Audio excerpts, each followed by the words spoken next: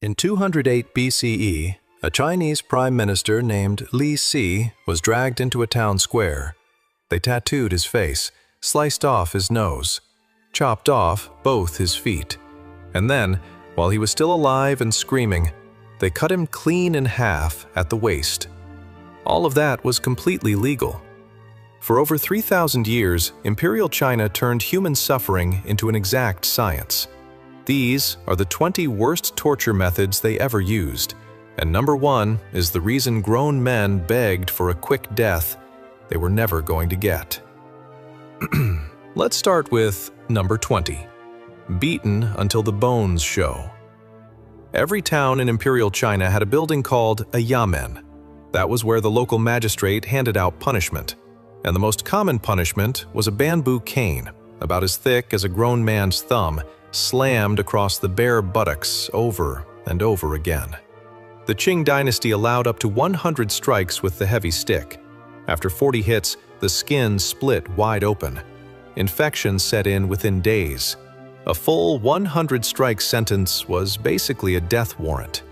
The Yuan dynasty made it official with 2 levels. Light stick meant 7 to 57 strikes. A heavy stick meant 67 to 107. Most prisoners who got the heavy version never walked out of that courtyard. And there was no defense lawyer, no jury, and no appeal. The magistrate pointed at you, and that was your fate. When Jesuit missionaries arrived in Beijing during the early 1600s, they were shocked at how low the crime rate was compared to Europe. Now you know the reason. But bamboo beatings? That was the gentle stuff. What the Chinese did to publicly shame a person was a whole different kind of cruelty. Here comes number 19. The wooden prison around your neck. Imagine a massive wooden board weighing over 200 pounds locked around your neck. So wide you cannot reach your own mouth. So heavy you cannot lie down to sleep. That was the Kang. A placard listing every crime you committed was nailed directly onto the wood for the whole city to read. Guards dragged you to the busiest gate in town every morning so crowds could stare and spit at you. Some prisoners wore this thing for 6 straight months. The Northern Qi dynasty started using it around 550 CE, and it stayed in use for more than 1,300 years through the end of the Qing. You could not eat unless a stranger fed you by hand. Many collapsed from exhaustion, and the weight slowly crushed their neck and spine. And the government considered this a minor punishment. What comes next is where the real pain starts, and it only gets worse from here. Let's move to number 18. Crushing your fingers one by one.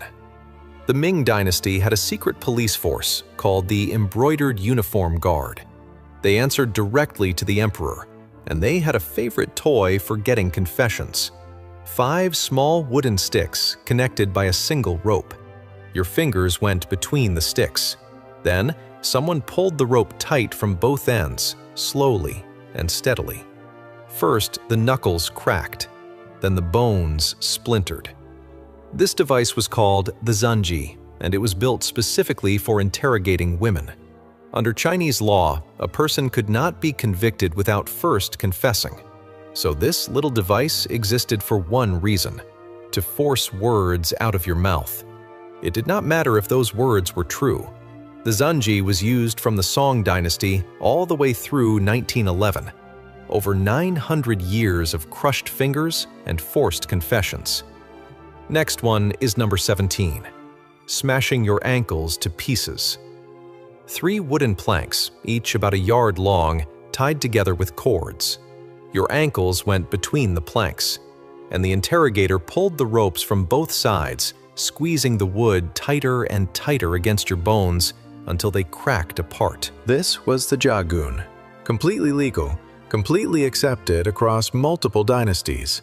A Portuguese Jesuit priest named Alvaro Semedo described it firsthand after spending a full year inside a Chinese prison during the 1616 anti-Christian campaign. He watched the jagun break ankle after ankle. Prisoners confessed to murders they never committed and plots they never planned.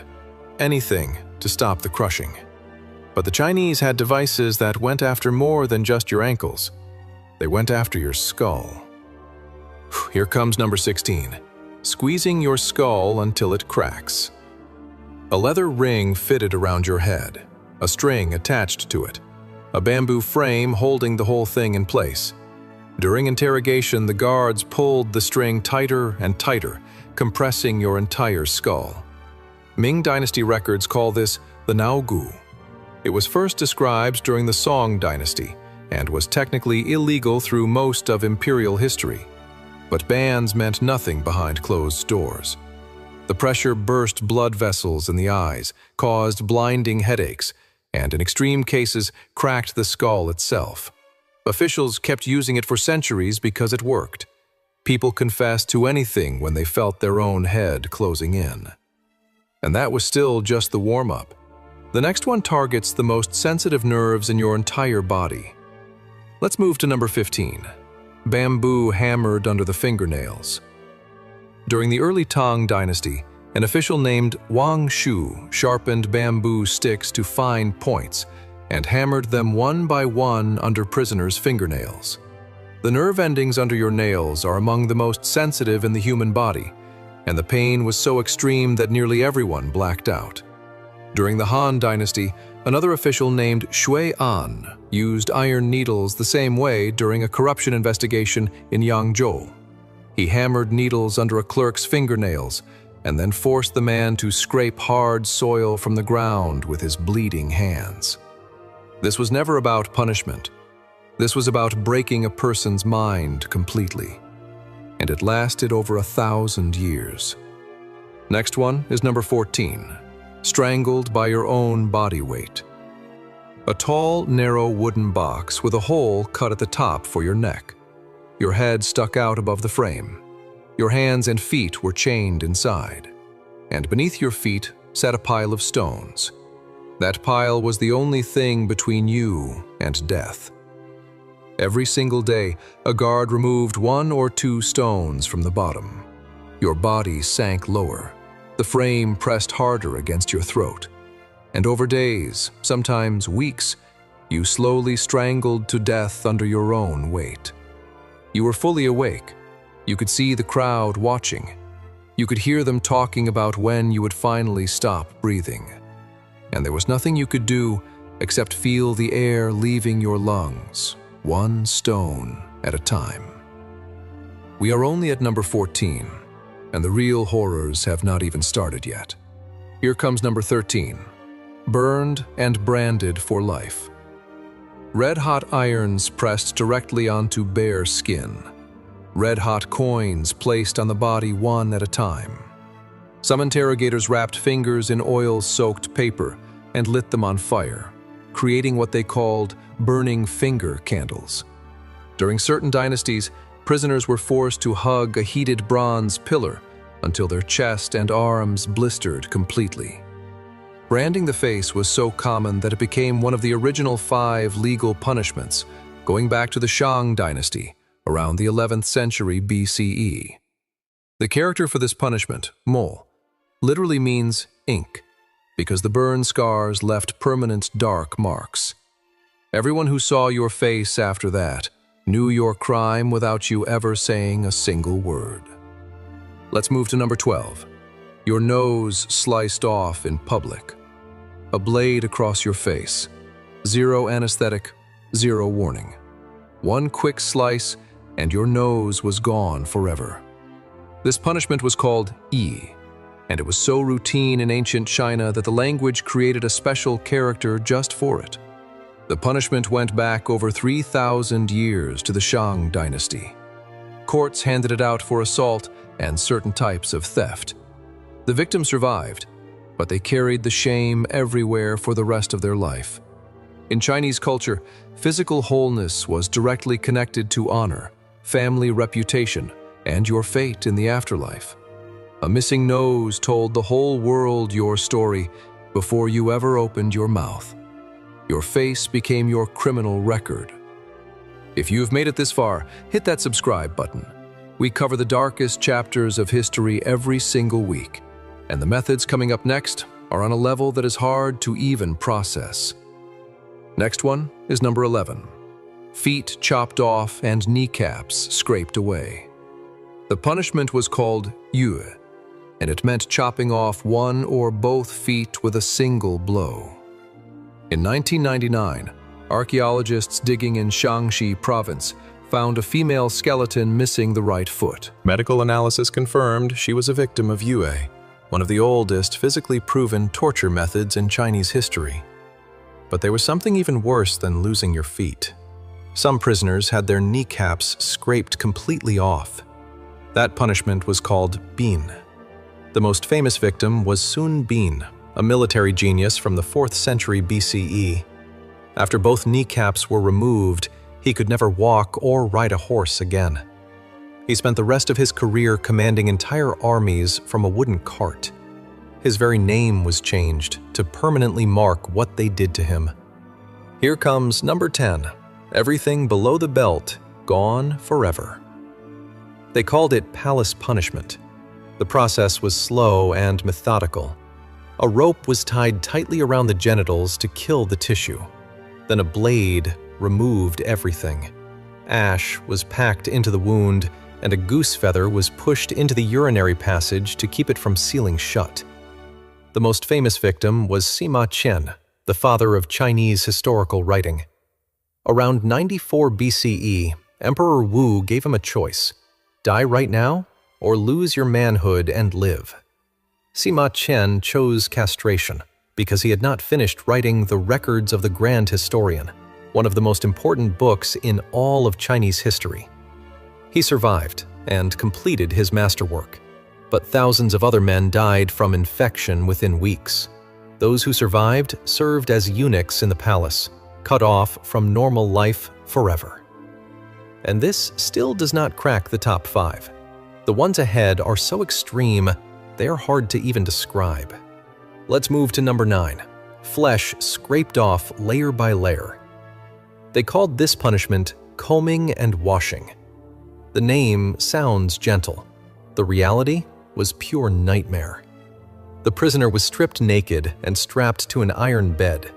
Boiling water was poured over the entire body, and then an iron brush, a tool that looked like a heavy wire scrubbing pad, was dragged across the skin, layer by layer.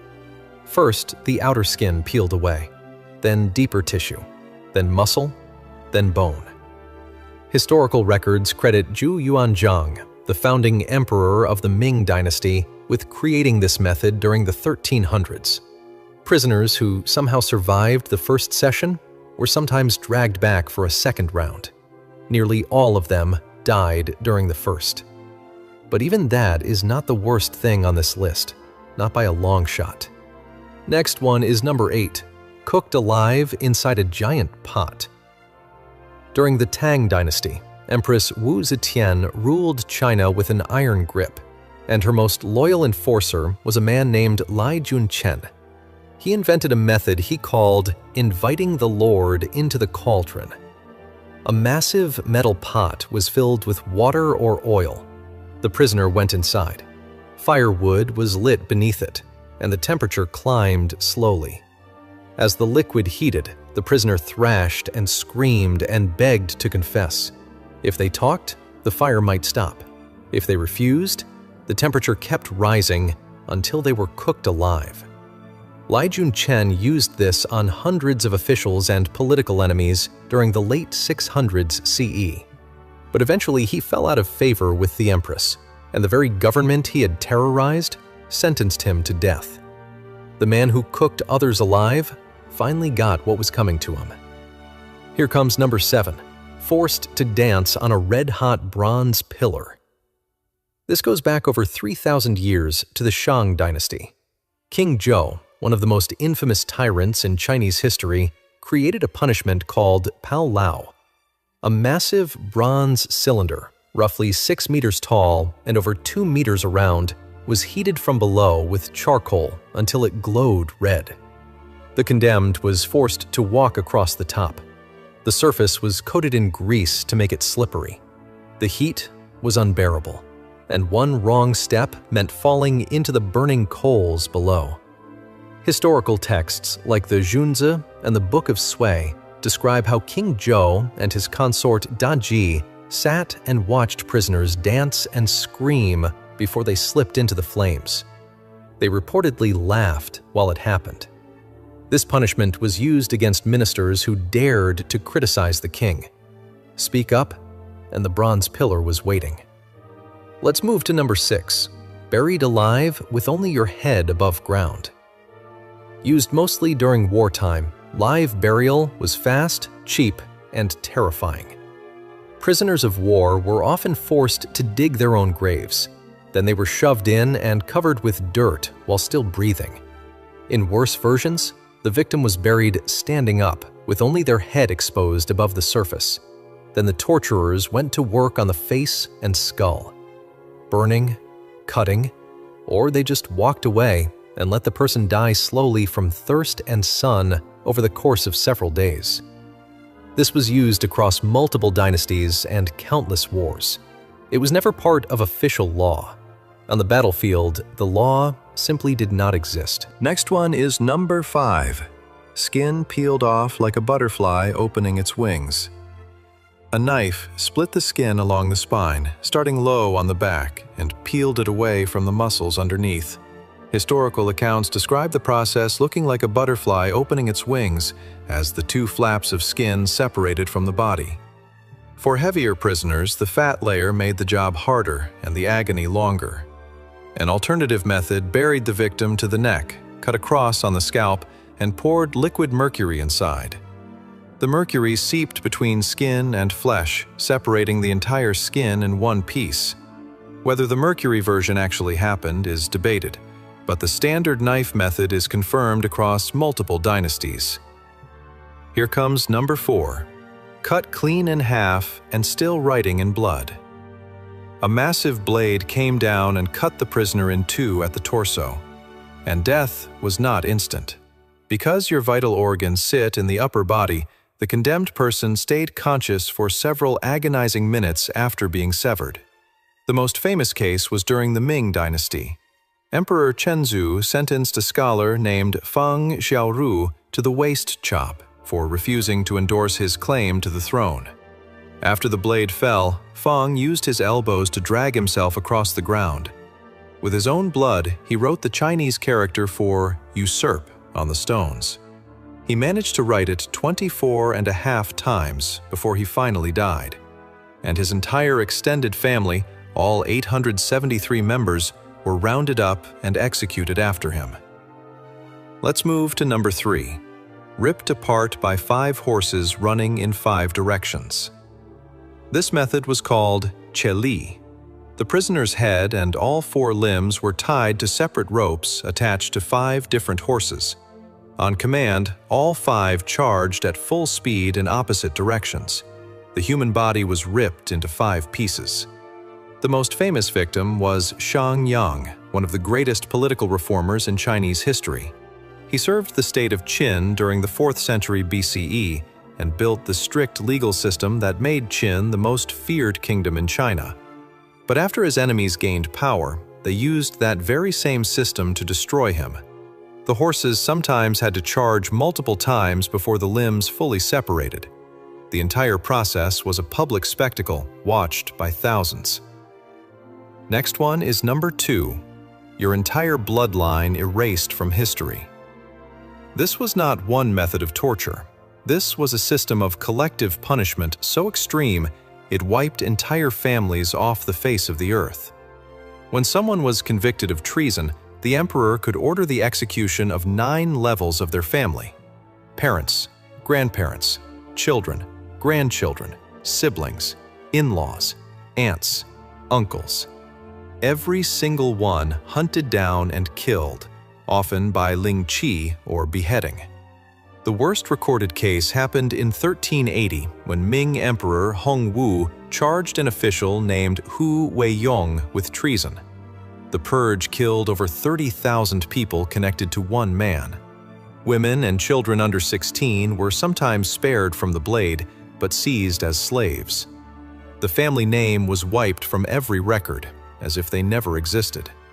And there is only one method left, the one that sat at the very top of the Chinese legal system for almost 1,000 years.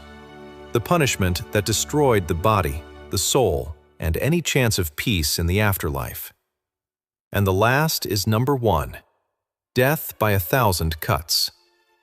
The prisoner was tied to a wooden frame in a crowded public square. An executioner stepped forward with a knife, and one small cut at a time, flesh was sliced away from the living body. The number of cuts depended on the crime. Some received 100, others received over 3,000. The executioner was trained to keep the victim alive as long as humanly possible.